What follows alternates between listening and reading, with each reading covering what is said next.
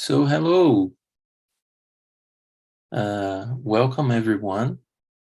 This is the Brazil Tender Market Insights for today, a webinar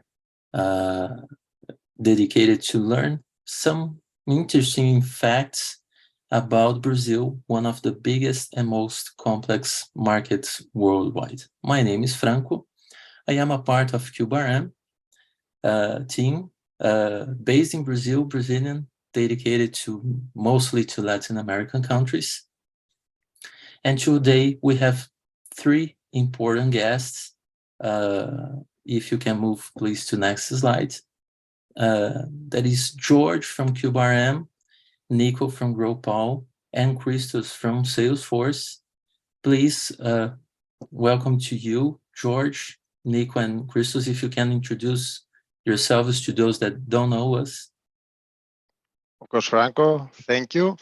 And hi, everyone. Thanks, everyone, for joining today. It's a very interesting webinar. I think we will all be very, very excited. I'm George Boretos.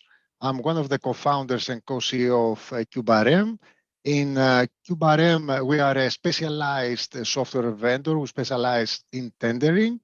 And what we offer in the market is an integrated tender management software suite, which is based on state-of-the-art technologies like natural language processing and machine learning, and covers everything throughout the tender life cycle, starting from tender discovery all the way to tender evaluation, and of course, collecting market intelligence.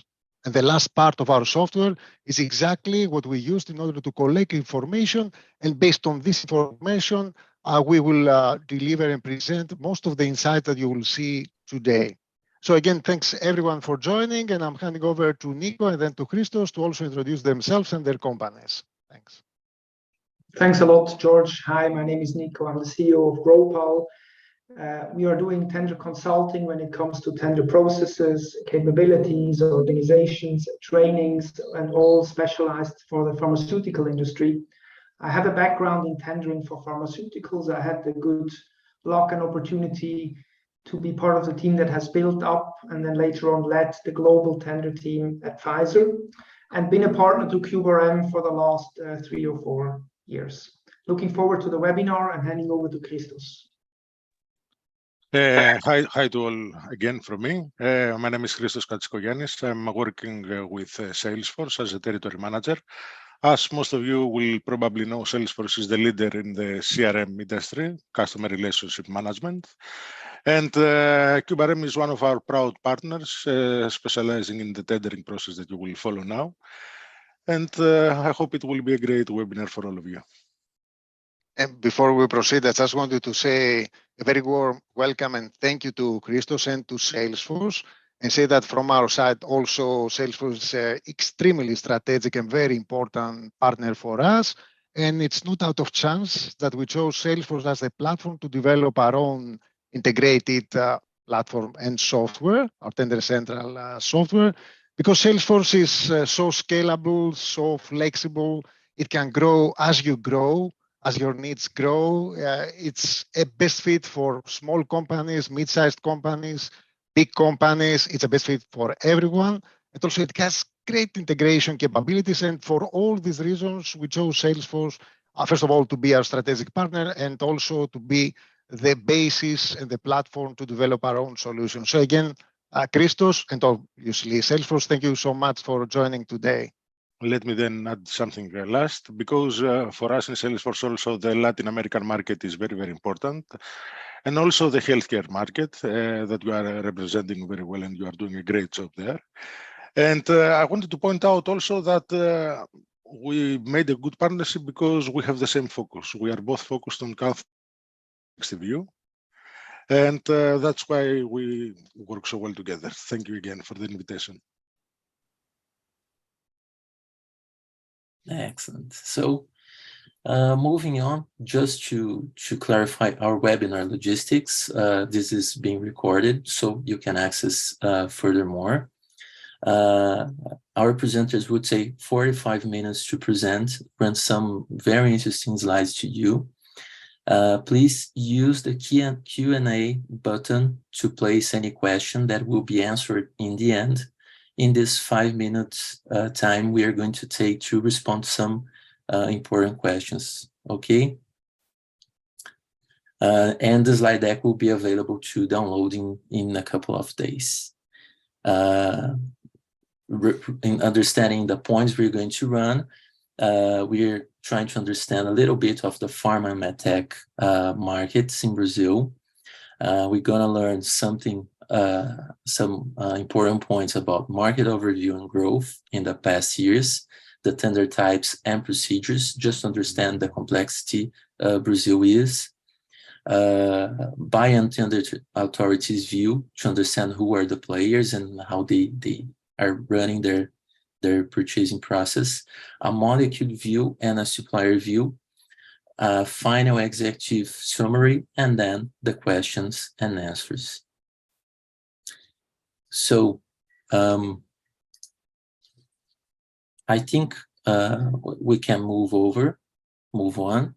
And perhaps, George, can you just give us some general understanding of the market? Yes, of course, Franco.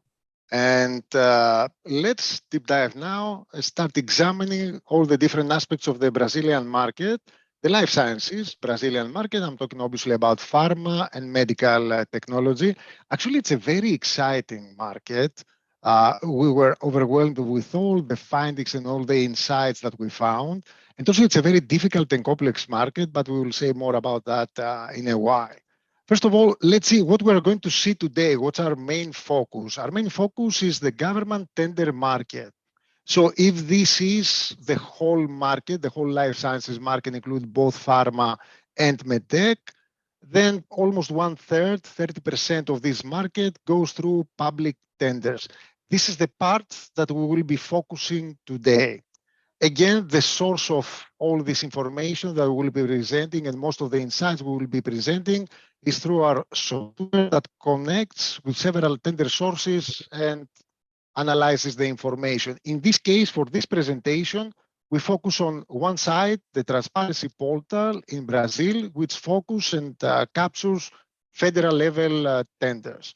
Now, federal level tenders, they are usually the biggest ones. So we have almost 80% or perhaps even more in terms of coverage in terms of value. That means that from this 30%, we capture most of it just through one source. Obviously, we can connect with more in order to have full coverage, but for this presentation, we connected just for this because even with the federal level tenders, you have a great sample. Practically, you have almost all values in the tendering market in Brazil. So let's go and start, deep diving a bit into the details of the Brazilian market. And first of all, let's go into the pharma market in Brazil and explain what this strange looking graph is all about. Well, first of all, this line, the yellow line, is about Brazil, and the dark blue line is about the rest of the market, the whole Latin American market. And we examine here different aspects, the importance of different elements or aspects or characteristics of the market. First of all, the importance of contracting and negotiating in the various markets. Then tendering, how important is it in all these markets? Then tender activity, or in other words, the number of tenders, this tender activity. Meet criteria, that's a bit strange. Meet is an acronym. It's most economically advantageous tenders. So these are tenders that combine quality criteria with pricing criteria. So practically, this aspect means the importance of the quality criteria in the evaluation process for tenders. And on the other side, we have the price focus, which is the remaining part, the pricing importance, the importance of pricing in the evaluation of tenders. And here you have the tender duration, how big or small is the average contract duration of an award.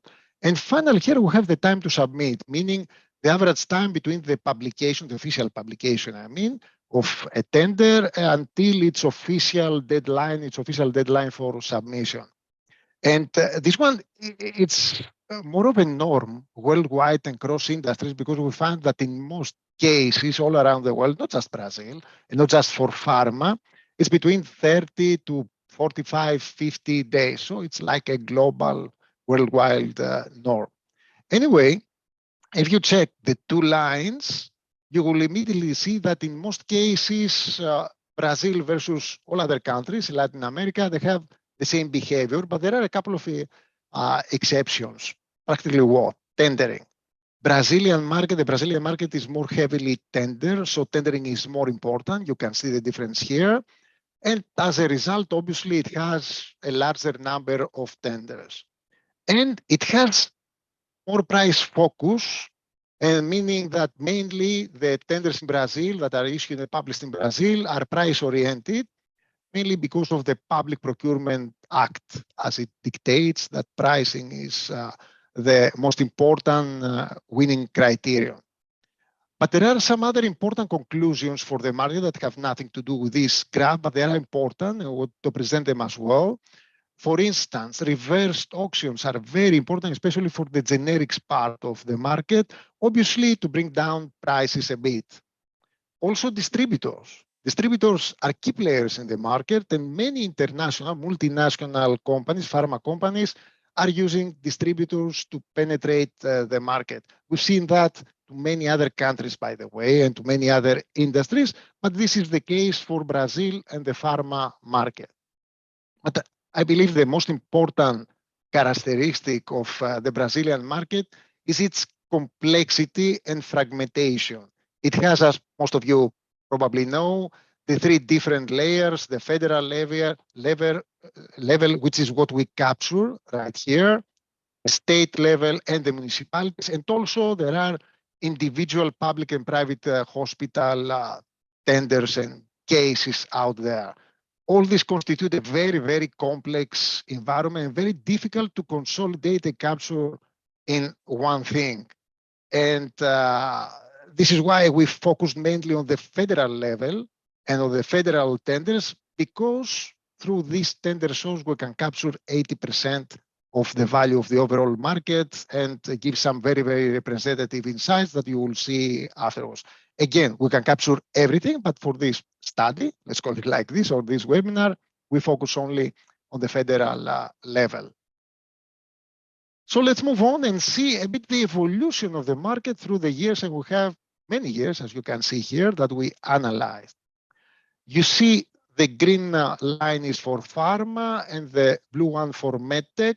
You can immediately see that the majority of the market is captured by pharma. It's around 2/3 of the market. This is not a surprise. This is a global thing. Pharma is bigger than medtech, and the same stands for the Brazilian market as well.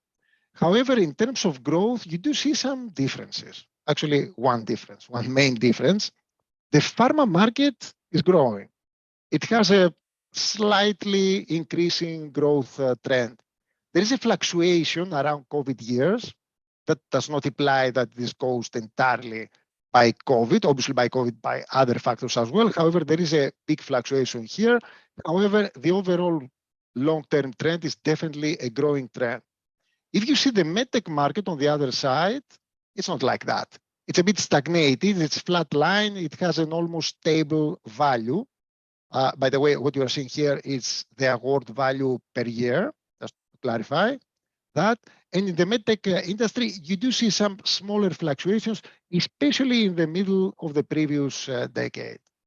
Now, if we see the same thing, but now in terms of number of tenders, so not values, but number of tenders, we have a surprise. Because now it's the medtech industry that has the majority of the market and not pharma. It's the other way around. So medtech now has almost 2/3 of the overall number of tenders. That means with lower value and more tenders, the medtech industry obviously has a lower value per tender. Again, this is to be expected. We see it in many other markets as well. But if you see now the growth trends, again, for pharma, we have a growth trend, but it's less than before. But now for medtech, we see something different, because now we do see, with a small exception in the first 2 years, we do see a significant growth trend. which also means that the size of the average tender declines as well. So both markets, very important, very interesting, very big in Brazil, and growing more or less depending on what you see. So very interesting markets to deep dive. And so I'm passing on to Nico to deep dive, first of all, to the regulatory framework and then all other insights. Thank you, George. Just checking if I have control back. Yes, I do. Perfect. Very good. So as we are saying in the title, Brazil is one of the most complex tender markets in the world, not only one of the biggest ones. It's also the case if we compare the Brazil market to some of the European tender market, Brazil would easily be in the top 3 of the European tender markets, probably even the biggest ones. But as we said, it's also quite complex because as George mentioned, you have tenders on a federal level, state level, municipalities, you have the hospital level, so it's complex, but also in the type of tenders or subtype of tenders. So we have, as you can see here, the more normal type of tenders like competition, bidding, invitation to bid. But we have also 2 that are a bit more different, which one is the exemption from bidding, and the other one is the inexegibility or the unenforceability of bidding. And you will see on the next slide that those tender types are very big in Brazil. So this unenforceability of bidding, this is the case if there is a unique product or basically there is no competition.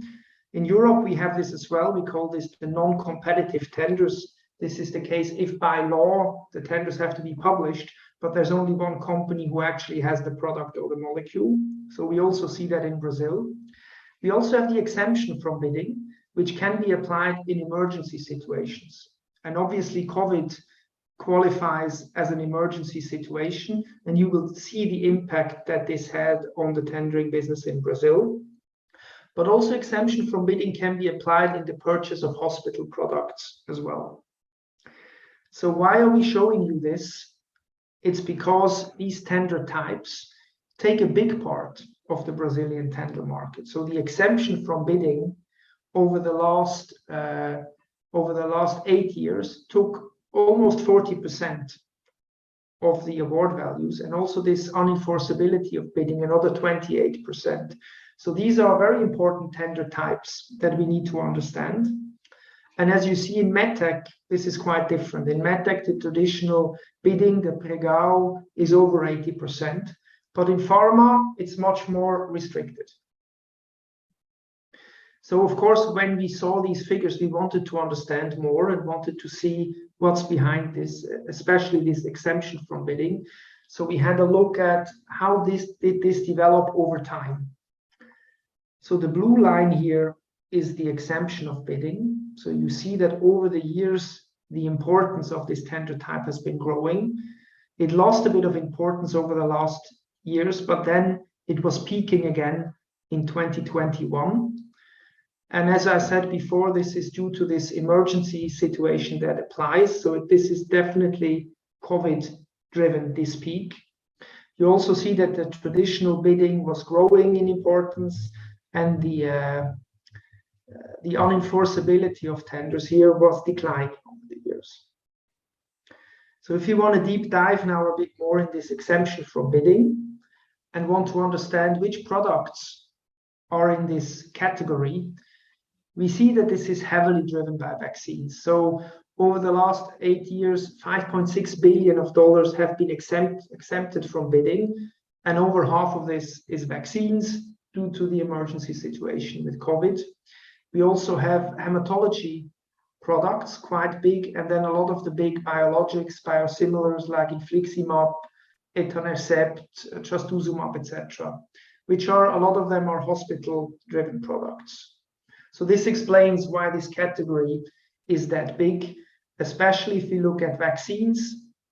In this category, we see that in 2021, a lot of vaccine value was in this category that was exempted of bidding. So we thought we wanted to explain this to you because these two categories, normally we don't see them as strong outside of Brazil, and they capture a big part of the Brazilian market. Now we move from tender types to tender buyers. So in other words, who are the biggest tender customers for pharma companies in Brazil over the last 3 years?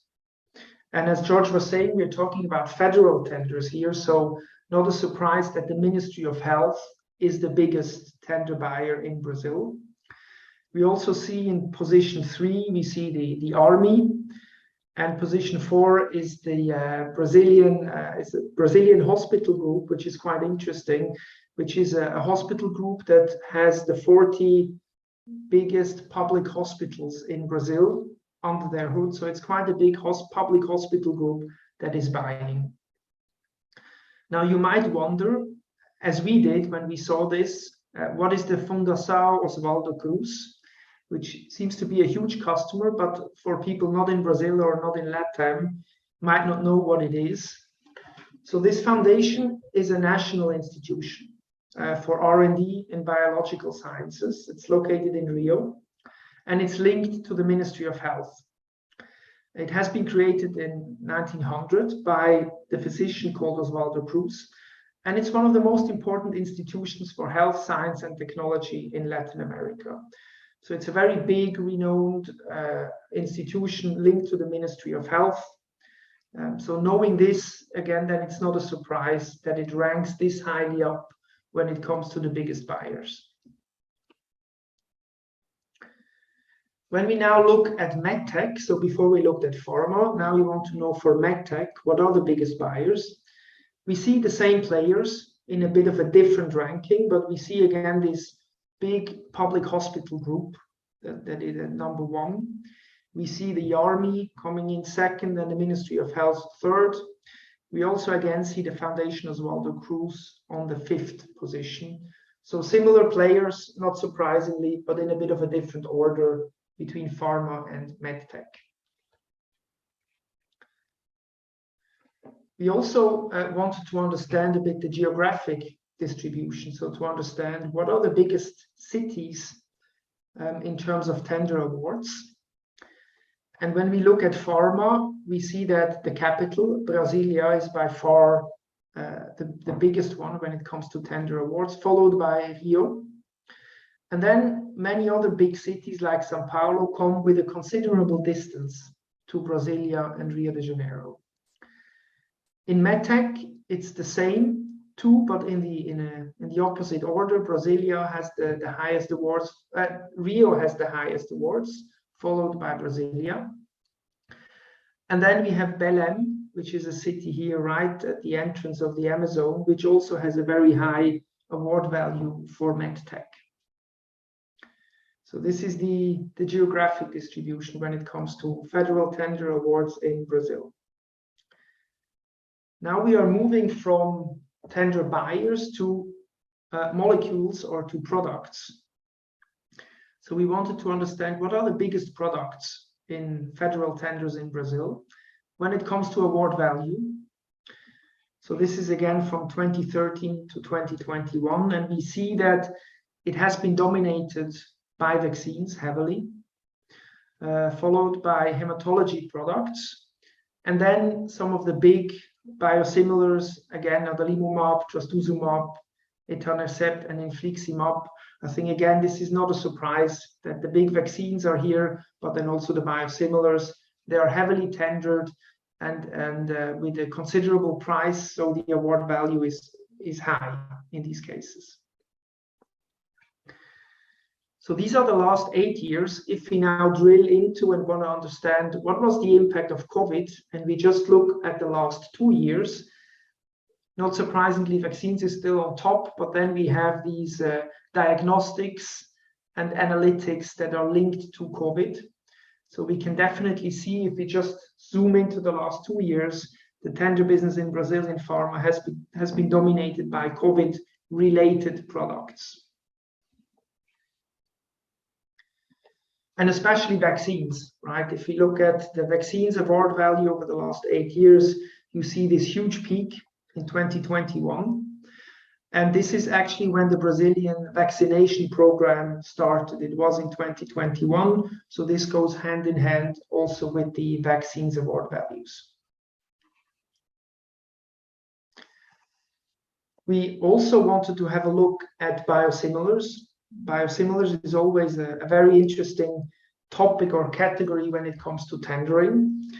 And what we see here, if you look at the cumulated award values for biosimilars over the years, we see that it's pretty stable between 2013 and 2021. There are some ups and downs, but overall, the market has been pretty stable, which is a bit surprising on one hand, because for so many of these products, biosimilars came into the market in the last couple of years. So you have adalimumab, beva, etanercept, infliximab, trastuzumab. So for most of these products, we had biosimilar entries over the last years, and you would expect the award value to drop. Now, some of this can be balanced with increased volumes, because if prices are more affordable, then also the volumes can go up. But our hypothesis is also, as we've seen before, a lot of biosimilars are in this exempted from bidding category, which can curb competition, right? Because it is exempted from bidding. And of course, this keeps the prices, or can keep the prices and the award values high. Now, we talked about award values. Now here again, let's have a look at the volume, the quantity of tenders. So which were the molecules or products most tendered in terms of numbers. So here again, we see these diagnostic reagents that have been tendered heavily.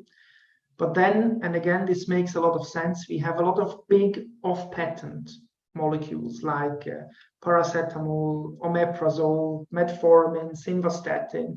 So these are medications that are used a lot, high volumes, but because they're rather old drugs, of course, the prices have dropped. So that's why you don't see them in the award, but you see them definitely when it comes to tendered volumes and number of tenders. These molecules are then on top of the list.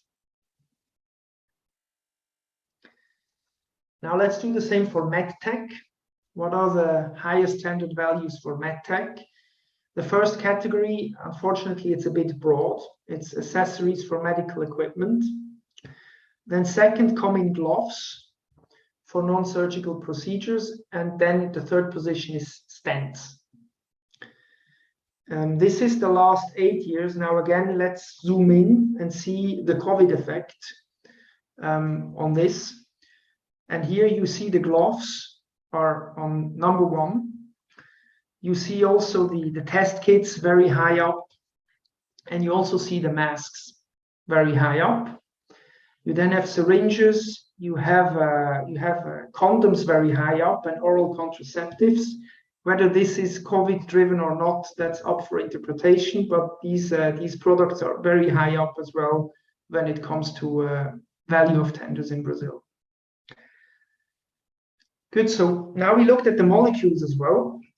The next angle that we're going to do is looking at the pharma companies, the medtech companies, so the suppliers. And here we had a good debate with the team to decide, should we show the names of the companies? And then we decided, before asking the companies, we would rather not and keep it anonymous for the time being. But of course, if you want to know where your company stands and which are the most tendered products in terms of awards or volumes, you can always contact us. We have all the details behind it. But what you can read from this slide is that it's a good mix in Brazil between local players and multinational players when it comes to tender awards. We wanted to show you the first one, so the one with the highest values, which is a company called Butantan. Again, if you're not in Brazil or in LATAM, people might not be familiar, so we wanted to quickly profile that company. So it is a public institution. It's affiliated to the State Secretariat of Health in Sao Paulo, and it's considered one of the most important scientific centers in the world. but it's also one of the largest producers of immunobiologics and biopharmaceuticals in Latin America, and also amongst the largest in the world. So it is a major player. And again, knowing this, it doesn't surprise that it is on top of its home market when it comes to tender awards. If we still want to drill in a bit and see who are the main players and what products are they selling. So these are the last 3 years, the biggest pharma tender suppliers of the last 3 years in Brazil. So the number one company is a company which has a very strong COVID vaccine and also a very broad portfolio of biosimilars. So of course, the last 3 years, they made a big jump in terms of market share in Brazil. Second is also multinational with vaccines and the HIV drug. Then we have Butantan, mainly with vaccines. They won their tenders. And on the fourth place, we have a local player that has a very broad biosimilar portfolio, again with the usual suspects, infliximab, trastuzumab, etc. So with that, we now have looked from different angles. We saw the different tender types. We saw the tender buyers, the tender suppliers, as well as the molecules. We're now going to wrap up the webinar with the key takeaways. So as we said, Brazil is one of the biggest tender markets that we know, but at the same time, one of the most complex ones. And while we were going through this data, we learned a lot. We still have some questions ourselves, but the data is very rich and very interesting. And we learned a lot from it, and we would be happy to have discussions with you and learn together what's behind the data. Tendering is one of the main procurement mechanisms in Brazil. As George said, the big value is captured in these big federal tenders, and distributors play an important role. So a lot of multinational companies, for some products, they work through distributors. Biggest buyers, we've seen the Ministry of Health, we've seen this foundation Oswaldo Cruz, but we've also seen this big hospital group, this public hospital group, as well as the Brazilian army that is buying a lot through tenders. We've seen that there are different tender types and two very special ones. One is this exemption from bidding, and the other is the unenforceability of bidding, which reduces to some extent the competition as well. In terms of products, we've seen that, especially over the last years, everything that is COVID related, be it vaccines or tests, has driven the market, as well as biosimilars and biologics. In terms of players, we've seen the mix of multinational companies that can be very successful, but also local companies.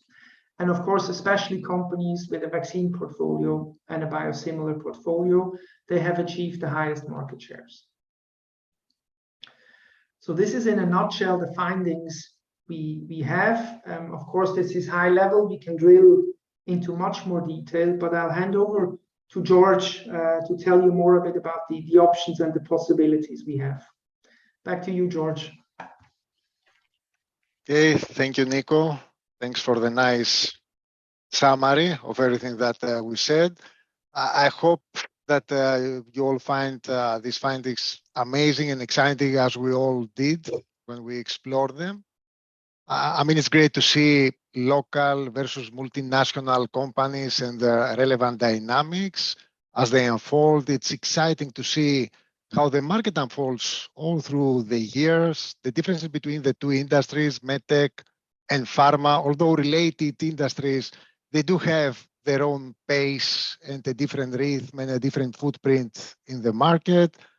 I guess there are a lot of things that you've seen that we hope that you found interesting.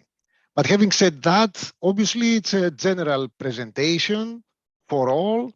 And in case you want to see something more customized or personalized based on your own company, your own product portfolio, or even more, if you are interested in an automated tender scanning tool to explore everything, not just 80% or just federal tenders, to explore everything, all the opportunities out there, because you are interested in selling tenders to public authorities, or if you are interested for an integrated into Salesforce system that handles everything through the whole tender cycle, all tenders, all tender opportunities, or simply if you have some questions regarding tendering in Brazil or elsewhere, of course, we are more than happy to discuss. So please reach out and we can arrange a call and discuss any of these things. But before we do that, I'm handing over now to Franco to see if we have any questions from our audience. So feel free to ask anything. Great. Nico, Christos, and George, thanks for the presentation, for the elements you brought. Just remembering the audience to use the Q&A button instead of chat, okay? So one of the first questions I have here, let me just read that. Perhaps, I don't know if George or Christos, what are the benefits of combining this standard info with Salesforce? Meaning, how can you implement that into a Salesforce overview, point of view, and use of the system? Christos, do you want to take this? You wanna go? You wanna go, and I will add on. Okay. Well, for us, it's a no-brainer to integrate with Salesforce. And why is that? Tender opportunities are opportunities, sales opportunities, and Salesforce captures everything. As I hope most of you know, as a great CRM system, Salesforce has all the sales opportunities, both coming from the private sector and the tendering public sector. So the integration in our case and the benefit is that you don't have to handle your public opportunities and your private sector opportunities separately. There is a single source of truth, which is Salesforce, the standard CRM Salesforce, I mean, which is complemented with the additional functionalities, data, and capabilities that are coming from our system that handles the tendering part. That means that apart from seeing everything in Salesforce, all your opportunities, obviously you will be able to see additional information within Salesforce for tenders. For instance, tender criteria, which is something that you don't have in the private sector, you will be able to see that, and so on and so forth. We have predictive guidance, which is great for tenders, but can be applied also to the private sector, but with different evaluation models and different parameters. So I would say that this is the greatest thing, that it's integrated and you can see everything in just one place, but also taking advantage of the different capabilities and functionalities that our system has, but everything within one system. Christos, I don't know if you want to add anything. I think you covered me. Basically, it's what we discussed in the introduction of this webinar, that we have the same approach, the 360 customer view. Everything in one place, so everyone in the company has access to all the data. And he can take, of course, informed decisions. Of course, QBRM is an authorized ISV for several years, and you are doing an amazing job in the relevant market. And as you said, it's also for us a no-brainer to invest in that relationship and to go in a new market hand by hand. So Franco, great. Other yes, questions? Great, thanks. Just combining here, can you implement, you mentioned we are using federal level tenders. Can you implement or aggregate other level, like state level, municipality level, other local sources of tenders? Yeah, okay, can take that, guys. The simple answer is yes, obviously we can. There's not just one tender source that we can connect. There are many in Brazil, and this way we can have a full coverage of all tender opportunities out there in the market. Just happened that we use just one in this webinar, but we can expand it to have full coverage. Okay, there is another question here. What are the key success factors to be competitive in the tender market? what are the advantages for local players versus multinational companies? I don't know if you want to comment, Nico, otherwise I can comment that. You can start, Franco, definitely. You know, Yes, you're the local. So,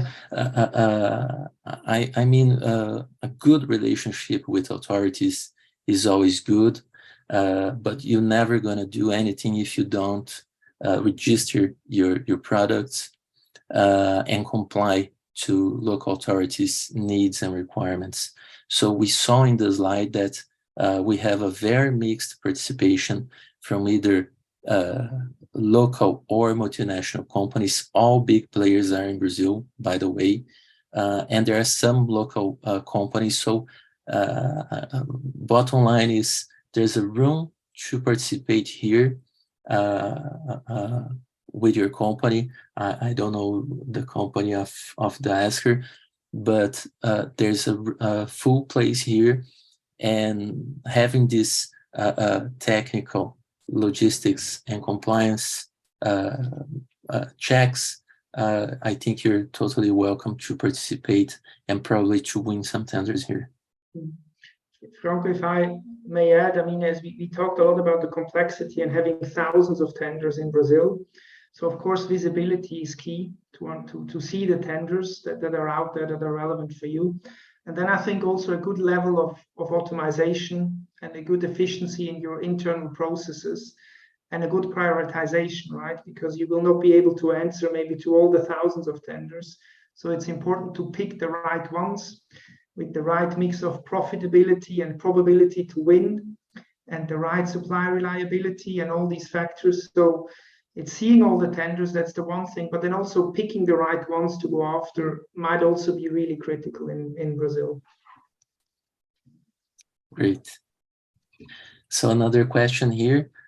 As the tender market business is so fragmented, is the web crawler commonly used by pharma companies or distributors in Brazil? And the answer is yes.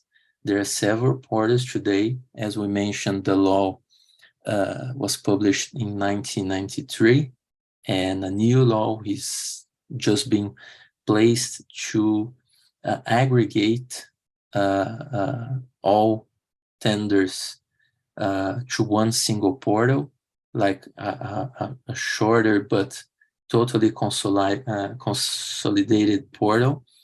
And current 5,500 other sources that are already online and on use needs this crawling step to find the right opportunities for each company.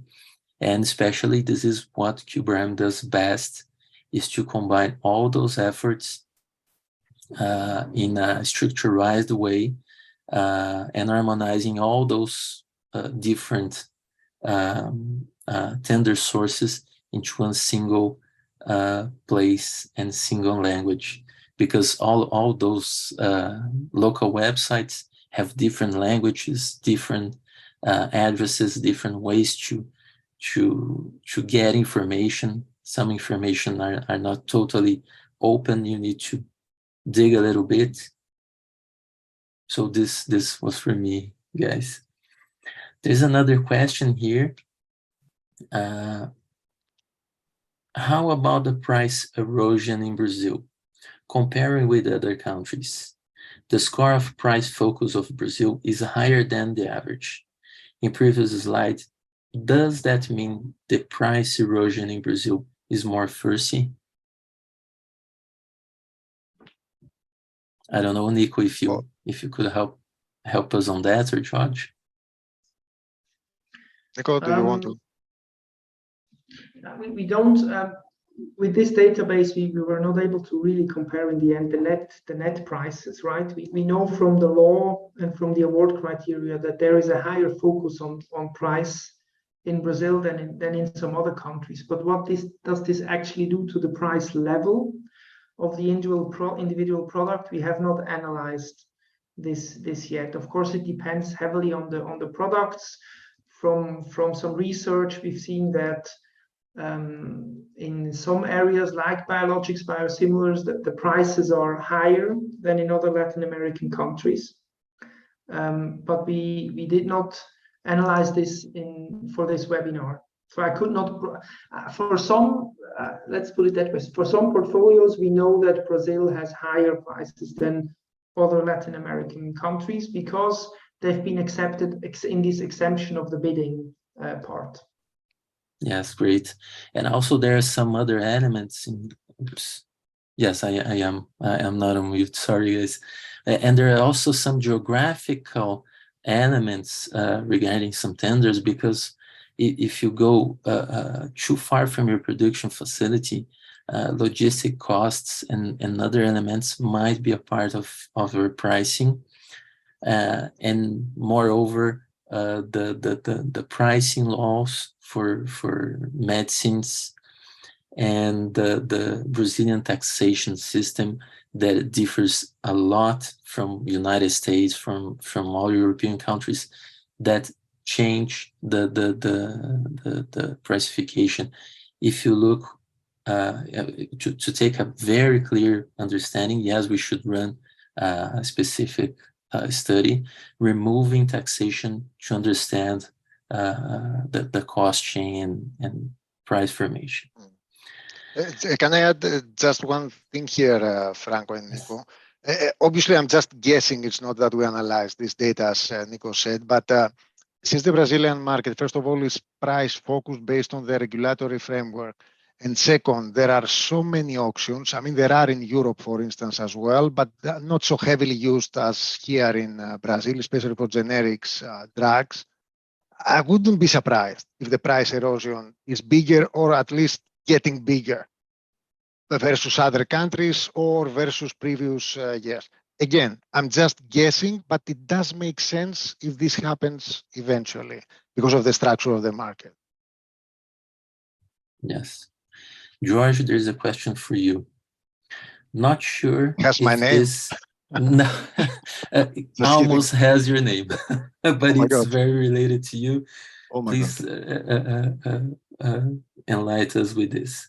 Not sure if this was already explored, but since what was presented was related to info from the past, what else can your two do to identify opportunity standards currently and in the future? I'm just adding here what the person has said, but just give us some information. Actually, this is a very important question, because I think everyone who is in tendering knows that planning ahead for new tenders, even for unpublished tenders, it's extremely important in order to be able to anticipate what is going to happen. Usually you have, 30 days, I think, in Brazil or something like that to submit your tender proposal. It's not enough, especially if we are talking about a bigger tender, it's almost impossible. So you need to plan ahead. Is it possible to do so? Yes, it is. Actually, in our software, we do have a feature which is called, not surprisingly, anticipated tenders. And this is what it does. It scans awards, and based on contract duration and things like that, it estimates the cyclicality, let's say, of the tenders, and when the next similar tender or the same tender is going to be re-released from the same contracting authority in the market. It creates a list of all these anticipated tenders, and usually these tenders may happen following months, the following 1 or 2 years, so you have plenty of time to plan ahead. So the simple answer is yes, this can be done, and it can be automated to a large extent. Great, thanks. Thanks for the explanation. Another question here, and I think I'll pick that one to me. What are the 2 or 3 elements that make the Brazilian market special to be in? So I think one important thing I have mentioned before, Brazil is geographically very big. If you disregard the Russian part of the European continent, Brazil is bigger, geographically speaking. There's a big rainforest in the Amazon that you take 6 hours flight to cross. A very big and industrialized site at Southeast, very important agro site in the countryside in the south part of Brazil, a more arid part in the northeast region of the country. So this makes a challenge for authorities to run public health actions, meaning that state, federal level and municipalities have agreed on a unified health system named SUS, S-U-S, to combine efforts and better share responsibilities and specialize their actions. So this is one important thing, so you understand this happens. I think another important thing is that regular diseases are happening here. Every day we're less a developing country to become a more developed country. So diabetes, heart diseases, cancer, Parkinson, Alzheimer, obesity, those things are happening here and demand all the very related medications and physician care about those diseases. But sometimes you have to understand we have tropical diseases, and it requires a slightly different type of molecules or approaches that you see some relevant players here with some approaches to Chagas disease, yellow fever, malaria, dengue, chikungunya. They're very related to tropical countries as we are. So I think this is quite something. And the thing I mentioned before, I would say as point 3, Brazil is very digitalized in some areas, but some areas are very far, very distant, and with small communities that require more attention and more efforts to deliver those goods, either pharmaceutical or medtech elements, like everybody's using gloves, syringes elsewhere. They need that to run health practice. So I think this is 3 important elements that you should understand about Brazilian business environments to run a business here. Let me just pick here another question, and perhaps I don't know if you guys. Okay. He's just mentioning here in Portuguese. Very nice. Thank you for complimenting my question. Thank you so much for mentioning that on the Q&A.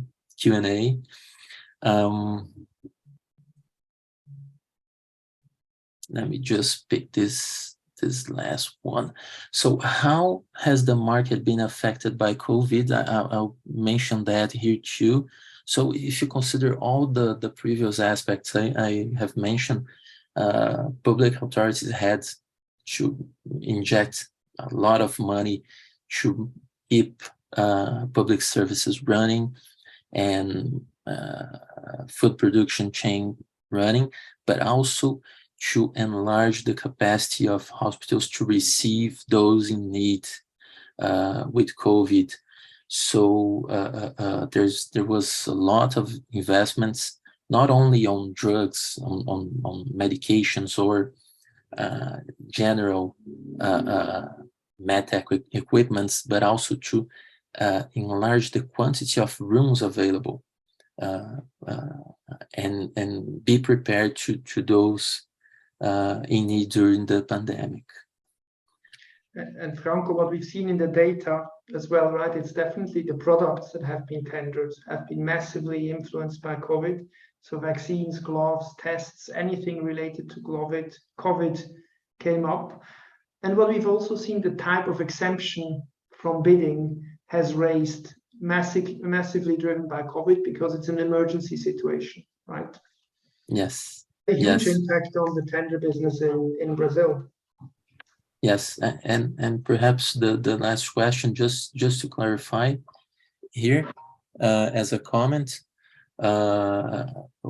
even if you have the unexemption of a tender or anything else, authorities must register that purchasing.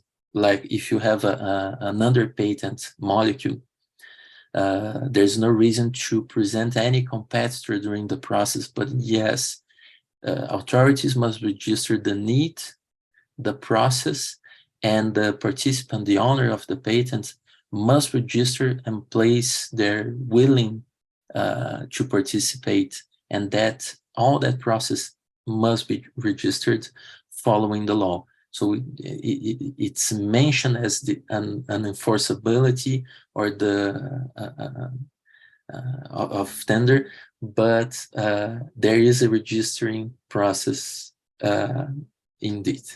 Mm-hmm. And I think that this is it. Just to comply to the time we have. I don't know if you guys would like to place a last comment so we can go to the closing of our webinar. George, Nico, Christos. Not from me, So, thanks. Great. If you can move to next slide, please, Nico. So, this was our webinar for the Brazilian market. Me, myself, and all the panelists, thanks so much for you to have come, joined today. And in case you have any other question, any interest in the region to implement our software solution together with Salesforce, please just reach us out at those mail addresses in the screen now. So thank you so much and have a nice end of the day for you. Bye-bye. Thanks, everyone. Bye-bye. Thanks for watching. Thank you. Thank you. Bye. Bye.